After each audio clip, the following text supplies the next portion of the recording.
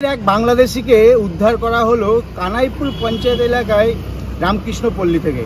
গতকাল সন্ধ্যেবেলায় এক বাংলাদেশি দীর্ঘ 5 বছর ধরে এই এলাকায় বসবাস করছিল, নাম ভারিয়ে বসবাস করছিল। এলাকার লোকজনরা যখন জানতে পারে, গতকাল সেই এলাকায় যায় এলাকার স্থানীয় বাসিন্দারা, স্থানীয় বিজেপি কর্মীরাও যায়। খবরটি নিবেদনে এসআই পেয়াবাগাস centre, Uttarpara, Hindmotor, Konnagar. Phone number 9836393715 অথবা 9143301694। তাকে জিজ্ঞাসাবাদ করে তিনি কোথায় থাকেন, কোথায় ছিল আগে, তিনি সরাসরি বলেন আমি বাংলাদেশ থেকে এসেছি এবং এখানে বসবাস করছি, এখানে একটি দোকানে কাজ করি।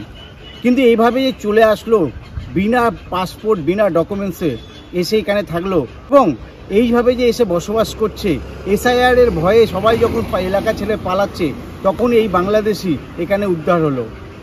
এই বিষয়ে কি বলছে বিজেপি মণ্ডল সভাপতি রাজেশ রজক, শুনে নেব। এখন আমরা বাংলা জুড়ে এটা দেখছি, অনেক বাংলাদেশি মুসলিম এইখানে এসে বসবাস করছে, মানে একটা উইদাউট ডকুমেন্টস। তো এইখানে আমাদের কালকে এটা আমাদের ওইখানে স্থানীয় আমাদের কর্মীরা জানালো কি এইখানে এরম একটা সন্ধান পেয়েছে। তো আমরা প্রশাসনকে জানিয়েছি, আমরা তো যে কোনো জিনিস আমরা হাতে নাতে নিতে পারি না, আমরা এখানে স্থানীয় ফাঁড়িকে জানিয়েছি। কি বলেছেন তৃণমূল নেতা ভবেশ ঘোষ, সেটাও আপনাদের সামনে তুলে ধরবো। যারা বাংলাদেশ থেকে চলে এলো, সেখানে